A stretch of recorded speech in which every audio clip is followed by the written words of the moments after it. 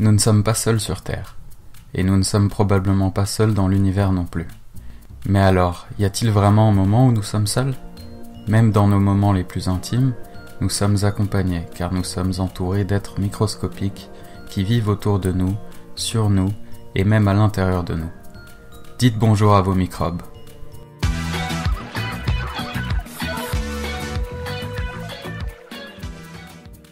Scientifiquement, les microbes sont plutôt appelés micro-organismes, c'est-à-dire des organismes qui ne sont observables qu'en microscopie. Contrairement à la croyance populaire, les microbes ne sont pas que des bactéries et ce ne sont pas tous des agents causant des maladies. Il y a plusieurs types de micro-organismes. Il y a effectivement les bactéries, mais il y a aussi d'autres sortes de microbes. La science qui étudie ces microbes, c'est la microbiologie. C'est ce que fait Mélina, et Mélina, c'est elle. Les humains étudient la microbiologie depuis des centaines d'années, et même qu'on supposait la présence de microbes avant même de les voir. Par exemple, dans le 13e chapitre du Deutéronome, Moïse dit aux soldats d'amener des pelles pour enterrer leurs déchets solides afin d'éviter la propagation de maladies. La Bible mentionne aussi qu'il faut isoler les lépreux, donc une des premières formes de quarantaine. Par la suite, un écrivain romain nommé Varro émet l'hypothèse que de petits êtres invisibles pénétraient le corps par la bouche et le nez afin de nous rendre malades. Mais ces êtres n'étaient pas invisibles. Ils étaient juste trop petits pour l'œil nu. Alors ce n'est qu'en 1665, lorsque Robert Hooke inventa un microscope rudimentaire, en québécois on dirait broche à foin, qu'il vit les premiers micro-organismes. Il les appela cellules parce que leur forme lui rappelait les cellules où dormaient certains moines. Puis un peu plus tard, Anton van Leeuwenhoek fait des observations de ce qu'il appelle des animalcules. Il utilisait alors des lentilles pour s'assurer de la qualité des étoffes, mais en augmentant la puissance de ce microscope, il put observer des micro-organismes. S'ensuit une série de péripéties qui seront décrites dans une prochaine vidéo, et nous arrivons à aujourd'hui. À notre époque, nous connaissons beaucoup plus ces êtres qui nous entourent, et avec les améliorations constantes de la technologie scientifique, nous en apprenons toujours plus. Depuis cette première rencontre avec les cellules et les animalcules, les micro-organismes ont été étudiés, catégorisés, et on leur a donné une place dans l'arbre universel de la vie. On y retrouve les bactéries, des prokaryotes qui ont été largement étudiés. Il y en a de toutes les formes et il y en a un peu partout, même dans les nuages. Certaines bactéries sont mobiles, d'autres non. Certaines se nourrissent par absorption, d'autres par photosynthèse, comme les cyanobactéries qui donnent cette couleur particulière à certaines sources d'eau chaude.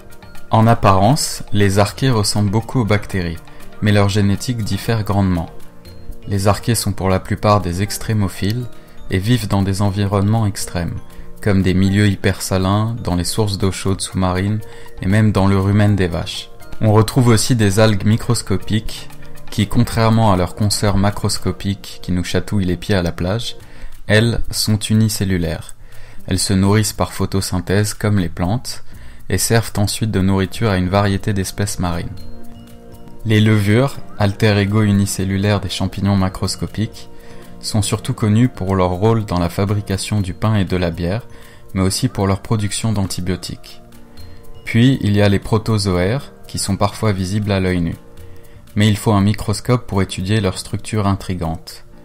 Les plus connus sont les amibes, qui bougent et mangent grâce à leurs pseudopodes.